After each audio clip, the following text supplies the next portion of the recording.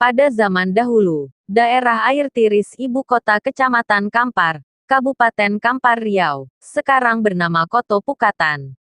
Menurut cerita, di suatu kampung ada seorang pemuda yang tampan memiliki kesaktian dan keberanian.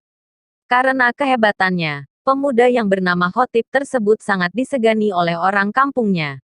Ayah Khotib adalah seorang guru agama Islam yang berasal dari Aceh. Beliau termasuk salah seorang yang berjasa dalam mengembangkan agama di daerah Limokoto.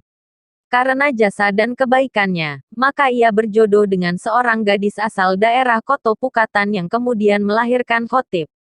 Dari kecil hingga dewasa Khotib dididik dengan ilmu agama. Orang tua Khotib tidak melarang anaknya menuntut ilmu kebatinan selama tidak bertentangan dengan ajaran Islam. Oleh karena itu, Khotib juga menguasai ilmu pemagar diri serta mahir dalam bela diri. Suatu hari Khotib mendapati bahwa di rumahnya sudah tidak ada lauk untuk dimakan. Dilihatnya neneknya termenung karena tidak ada lauk untuk dimasak. Khotib kemudian pergi ke suatu tempat di desanya yang bernama Ayu Lului, dalam bahasa Ocu disebut juga Ayu Tiri, di mana terdapat banyak ikan. Setelah beberapa lama mengamati lubuk dan lubang ikan di Ayu Lului, tiba-tiba Khotib melihat seekor ikan tapa yang sangat besar. Masyarakat Koto Pukatan telah mengenali ikan tersebut karena ekornya yang buntung. Karena ukurannya yang besar, masyarakat menjadi takut dan mengira ikan tersebut memangsa manusia. Khotib memang seorang yang pemberani dan sakti. Ia tidak merasa takut kepada ikan tapa raksasa tersebut.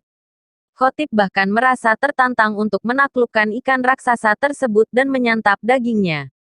Khotib meminta temannya yang mengendalikan perahu agar menempatkan perahu tepat berada di atas tapa tersebut, karena ia ingin menombak ikan besar tersebut. Dengan secepat kilat Khotib menombak dan menusuk tepat di punggung tapa raksasa itu. Tapa buntung tersebut lari sekencang-kencangnya karena menahan sakit, sehingga Khotib ikut tercebur ke dalam air dan diseret ikan tapa ke sana kemari. Khotib sengaja tidak melepaskan tali tombak yang terikat di tangannya karena ia memang berniat ingin menyantap tapa raksasa itu. Selain itu, dengan menaklukkan tapa raksasa tersebut ia telah memberi rasa aman kepada penduduk Koto Pukatan yang hendak mencari ikan di Sungai Kampar. Telah berhari-hari Khotib diseret hilir mudik oleh tapa raksasa, dan ikan tersebut telah merasa kelelahan. Karena tarikan tapa tidak lagi kuat, Khotib memiliki kesempatan untuk naik ke permukaan air untuk melihat kemana ikan tersebut telah membawanya. Tidak lama kemudian, tibalah mereka di sebuah lubuk yang dalam, dan di sana terdapat sebuah batang kayu yang besar. Tapa raksasa tersebut beristirahat di dalam rongga kayu tersebut. Karena merasa kelelahan setelah 12 hari diseret tapa, Khotib juga merasa lapar, maka ia memutuskan untuk meninggalkan tapa tersebut dan berenang menuju tepian. Ketika sampai di tepian Khotib tidak mengetahui nama daerah di mana ia berada, yang jelas baginya hari masih pagi karena matahari terlihat belum terlalu tinggi. Khotib ingin segera mencari makan, namun ia malu karena ia sudah tidak mengenakan sehelai kain pun. Dilihatnya sekeliling tak ada orang, ia pun merangkak memasuki semak-semak di hulu tepian itu. Untuk menutupi tubuhnya digunakan daun kayu yang agak lebar dan diikatkan dengan akar ke pinggangnya. Ia berharap ada orang yang mau meminjamkan kain. Tidak lama kemudian, Khotib melihat seorang gadis turun ke tepian hendak mencuci kain. Dengan suara yang serak Khotib memanggil, "Gadi, Gadi, oh tiga Gadi." Mendengar panggilan tersebut, sang gadis mendekati semak-semak. Dari balik semak samar-samar terlihat olehnya sosok manusia. Khotib memanggil kembali seraya mengacungkan tangannya kepada perempuan tersebut. "Oh tiga Gadi, Bulio pinjam kain solai. Bolehkah saya meminjam sehelai kain?" Melihat seorang pemuda tanpa pakaian dan hanya dibalut dedaunan, perempuan tersebut sangat ketakutan. Tanpa menghiraukan kain cuciannya gadis itu lari berteriak-teriak ke atas tebing. Hantu, ada hantu di tepian," teriaknya. Kebetulan saat itu Hulu Balang sedang berada di sekitar tepian, ia datang lalu bertanya apa yang terjadi. Gadis itu berkisah, "Begini tuanku, sewaktu saya ingin mencuci di tepian sungai, tiba-tiba saya mendengar orang memanggil-manggil. Setelah diamati ternyata suara itu berasal dari semak di hulu tepian. Karena suaranya parau dan kurang jelas, maka saya dekati semak tersebut. dan samar-samar saya melihat orang yang kepala dan badannya dipenuhi lumut, pinggang hingga kaki ditutupi daun-daun. Melihat sosok itu saya jadi ketakutan. Saya menduga makhluk itu bukan manusia melainkan hantu. Sewaktu saya hendak pergi makhluk itu melambai-lambai dan berseru minta kain. Karena semakin takut maka saya lari ke sini. Hulu Balang berkata, kalau begitu mari kita lihat ke sana. Jangan tuanku, saya takut. Panggillah bantuan tuanku, sahut perempuan itu. Kalau begitu baiklah. Saya beritahukan kepada Baginda Raja Gunung Sahilan agar Baginda ikut menyaksikan serta dapat mengambil keputusan mengenai hal ini. Jawab Hulu Balang, dan ia pun bergegas menuju istana. Tidak lama kemudian Raja, Hulu Balang dan pembesar kerajaan Gunung Sahilan lainnya diikuti oleh serombongan rakyat berbondong-bondong menuju tepian sungai di mana makhluk itu berada. Raja beserta rombongan kemudian tiba di tepian yang dimaksud. Baru saja Hulu Balang mendekati semak tersebut, Khotib pun berkata, "Tuanku, tolong pinjamkan aku kain. Aku dalam keadaan telanjang." Makhluk itu bicara, ucap Hulu Balang. "Apa katanya?" tanya Baginda Raja. "Dia hendak meminjam kain. Tuanku." Raja memerintahkan Hulu Balang, "Coba selidiki apakah dia manusia atau bukan." Mendengar pembicaraan itu, Khotib langsung menyahut, "Saya manusia, tuanku." Sang Raja merangkul Hulu Balang agar mendekat kepadanya sambil berbisik, mendengar ucapannya, "Mungkin ia manusia, tapi melihat rupanya yang berlumut aku jadi ragu. Mari kita lihat lebih dekat." "Jangan mendekat tuanku, saya tidak berkain," cegah si Khotib. Khotib menunduk malu sambil menutupi pangkal pahanya dengan kedua tangannya. Hulu Balang berkata kepada Raja, "Tuanku, saya kira dia benar-benar manusia. Pendapatku juga demikian. Baiklah, berikan ia pakaian," perintah sang Raja. Setibanya di istana Khotib menceritakan kisahnya. "Tuanku, nama saya Khotib, berasal dari Dusun Ranah di negeri Koto Pukatan. Karena takdir Tuhanlah saya sampai ke daerah ini. Bagaimana kamu bisa sampai di daerah Gunung Sahilan ini?" tanya Hulu Balang keheranan. "Panjang kisahnya tuanku. Lagi pula tidak masuk di akal. Mungkin tuanku tidak akan percaya," jawab Khotib.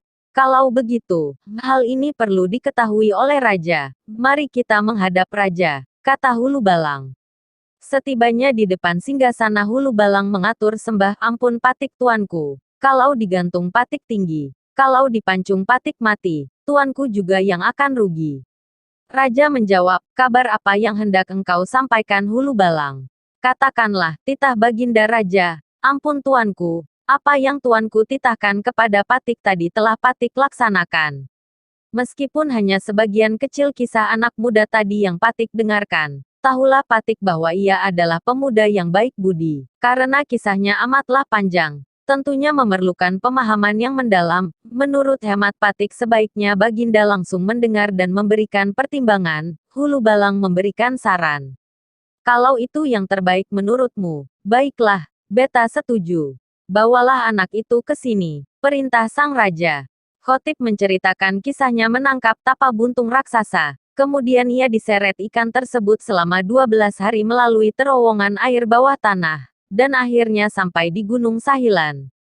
Raja kemudian bertanya, "Dari Lubuk Ayu Lului, kamu ditarik tapa buntung melalui terowongan bawah air selama 12 hari. Dan sampai di sini. Lantas bagaimana kamu bisa bernafas?" "Ampun Patik tuanku. Bukan maksud hati hendak berbangga diri. Dari beberapa ilmu dunia yang Patik pelajari, ada salah satunya ilmu Piwang Ayu.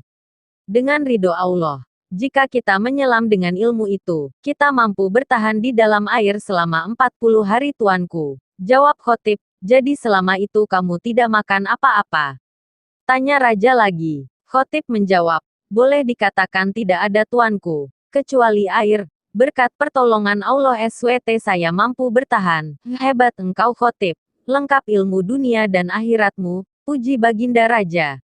Raja memaklumi Khotib yang sudah letih bercerita, sedangkan ia masih ingin mendengar kisah perjalanan Khotib dari Ayu Lului ke Gunung Sahilan. Maka Raja mengajak Khotib menyantap makanan dan minuman.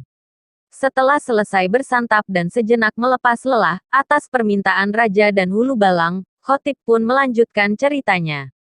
Lalu di mana tapa buntung itu sekarang?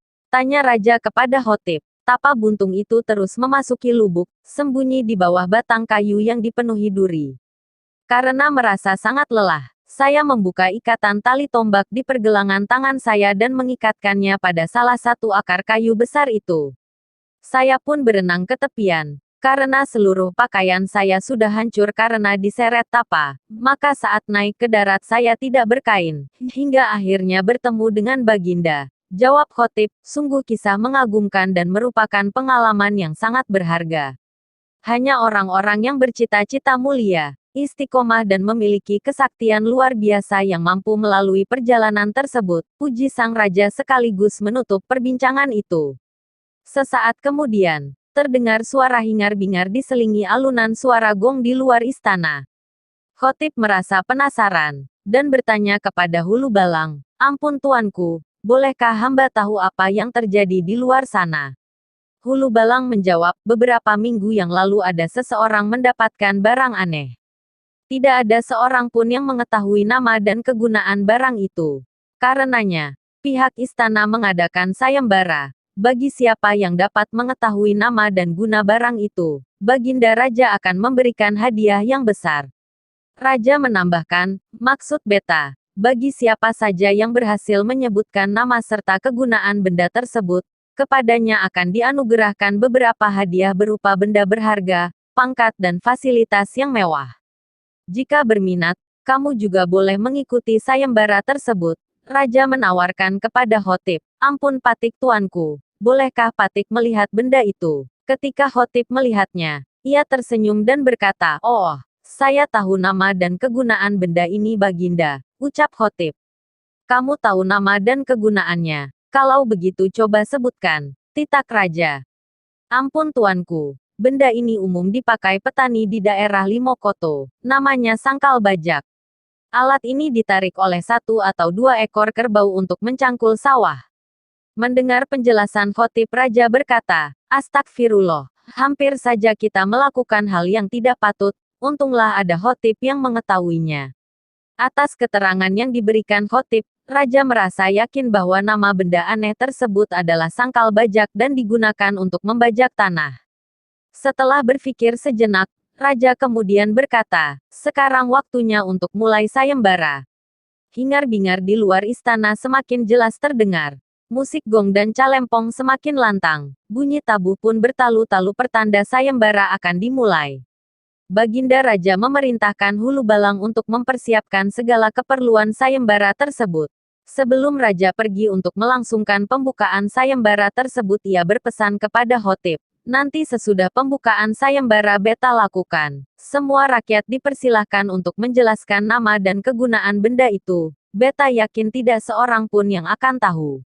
Namun biarkanlah dulu beberapa orang memberikan jawaban mereka. Setelah beberapa lama berselang dan tidak ada lagi yang akan tampil memberikan jawaban, barulah kamu tampil ke hadapan halayak dengan jawaban yang paling sempurna. Dan kamulah yang menjadi pemenang sayembara besar ini, sehingga sayembara ini tidak kelihatan enteng. Pahamkah kamu maksud beta?" tanya sang raja kepada Khotib. Khotib menjawab, "Hamba maklum tuanku, hamba akan berupaya memenuhi segala sesuatu yang tuanku titahkan." Setelah Baginda Raja dan Khotib selesai mengenakan pakaian, Hulu Balang pun datang menjemput. Baginda Raja diiringi permaisuri, Khotib dan pembesar kerajaan berjalan menuju balairung di mana rakyat telah berkumpul.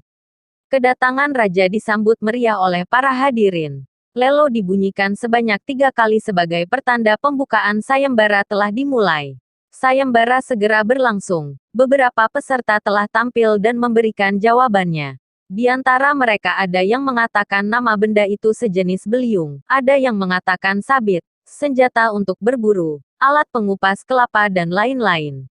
Baginda Raja yang bertindak sebagai hakim menyatakan bahwa jawaban para peserta belum ada yang sempurna. Sesuai dengan rencana semula, maka untuk giliran terakhir tampillah Khotib yang dengan lancar menjelaskan perihal benda tersebut. Khotib malah menambahkan kemungkinan benda tersebut dihanyutkan dari daerahnya Ayu Lului Kampar, melewati terowongan bawah air hingga sampai di Gunung Sahilan. Semua yang hadir dapat menerima jawaban Khotib, dan dengan demikian Khotib keluar sebagai pemenang sayembara. Sesuai dengan perjanjian, Baginda Raja mengumumkan hadiah yang akan dianugerahkan kepada pemenang. Kepada Khotib dianugerahi gelar Panglima Kerajaan, diberi tanah ulayat yang luas dan dicarikan calon istri yang sepadan. Hadiah yang diberikan oleh Raja ditolak oleh Khotib, kecuali gelar kebesaran, Panglima. Khotib menolak jabatan, harta dan pendamping hidup yang diberikan Raja, karena ia tidak ingin lama tinggal di Gunung Sahilan, dan ingin segera kembali ke Koto Pukatan. Baginda Raja menghendaki supaya Khotib tetap tinggal di Gunung Sahilan selama 70 hari karena masih banyak yang perlu dikerjakannya. Setelah mempertimbangkan kepentingan Raja yang baik itu, maka Khotib menyetujui untuk tinggal selama 70 hari. Raja sangat bersuka cita, sehingga Baginda mengadakan upacara pulang sanak untuk Khotib yang berlangsung selama 7 malam berturut-turut. Selesai 70 hari, tibalah waktunya bagi Khotib untuk pulang ke kampungnya. Dengan berat hati Raja pun melepas kepergian Khotib pulang ke Koto Pukatan. Untuk kepulangan Khotib, pihak kerajaan telah mempersiapkan sebuah perahu yang cukup besar dengan ukiran yang indah. Setelah bermaaf-maafan Khotib pun mulai berlayar meninggalkan Gunung Sahilan diiringi beberapa perahu kerajaan. Lelo dibunyikan 7 kali melepas kepergian Khotib. Setelah 6 hari menyusuri Sungai Kampar tibalah Khotib di kampungnya Koto Pukatan. Di tepian sungai Khotib melihat banyak perempuan yang sibuk bekerja. Sebagian mengupas dan mencincang cempedak muda, sebagian lagi membersihkan ayam dan ikan yang telah dipotong. Khotib yang telah bergelar Panglima itu merasa penasaran, lalu ia menegur perempuan-perempuan tersebut dengan bertanya, sepertinya masyarakat desa ini akan melakukan kenduri besar. Salah seorang dari mereka menjawab, benar Tuk, kami akan mengadakan perhelatan besar. Perhelatan untuk apa? Tanya Panglima Khotib. Mereka menjawab, kami hendak mengadakan upacara peringatan 100 hari meninggalnya pemuda desa sini. Panglima Khotib termenung sejenak, lalu ia bertanya kembali apa penyebab kematiannya. Perempuan itu menjawab, dia dilarikan ikan tapa buntung. Panglima Khotib berkata, oh begitu, apakah pemuda itu bernama Khotib? Semua perempuan yang bekerja di tepian sungai tersebut terkejut mendengar nama pertanyaan Khotib. Dari mana orang asing ini mengetahui nama si Khotib, pikir mereka. Panglima Khotib kemudian mengatakan bahwa dirinya adalah pemuda yang disangka telah meninggal sejak 100 hari yang lalu. Perempuan-perempuan itu terkejut dan mengamati Panglima Khotib dengan seksama. Sesampainya di halaman rumah, Panglima Khotib bergegas naik ke rumah sambil mengucapkan salam. Assalamualaikum, ucapnya. Waalaikumsalam, jawab orang seisi rumah. Melihat Panglima Khotib, seluruh keluarga segera menghampirinya. Tangisan dan ratapan semakin menjadi-jadi. Untuk mengatasi situasi yang demikian, Panglima Khotib berkata, Bapak, Ibu, sanak saudara sekalian harap tenang dan jangan meratap lagi. Syukur alhamdulillah saya telah kembali. Memang benar pepatah orang tua-tua. Indak guwo bapantang luko. Indak ajal bapantang mati. Kalau tidak ada sebab tidak akan luka. Kalau tidak ajal tidak akan mati. Peristiwa ini adalah takdir Allah, kita hanya menjalani saja. Kita harus bersyukur saya masih diselamatkan Allah yang Maha Pengasih dan Penyayang. Karena kenduri 100 hari ini sudah terlanjur dilaksanakan, maka sebaiknya kita ganti dengan doa selamat atas kepulangan saya ke Koto Pukatan. Lalu bagaimana cara kita memberitahukan hal ini kepada para undangan? Sahut anggota keluarganya yang lain. Masalah itu tidak usah dirisaukan. Orang kampung tentu ingin mengetahui perihal kisah hilangnya saya selama 100 hari. Oleh karena itu, nanti malam setelah semua undangan hadir, saya sendiri yang akan mengumumkan bahwa acara ini telah berubah menjadi doa selamat atas kepulangan saya. Jawab Panglima Khotib. Setelah selesai sholat maghrib, orang pun berdatangan ke rumah Panglima Khotib. Sebelum upacara peringatan 100 hari kematiannya dilangsungkan, Panglima Khotib memberikan kata sambutan. Ia menceritakan bagaimana ia diseret ikan tapa buntung hingga sampai ke Gunung Sahilan, mengikuti dan memenangkan sayembara di sana. Ia menerima gelar Panglima dan menolak semua hadiah lainnya dan proses kembali ke Koto Pukatan. Sejak peristiwa yang menakjubkan itu, daerah Koto Pukatan tempat terdapatnya Ayu Lului perlahan-lahan dikenal orang dengan nama air tiris.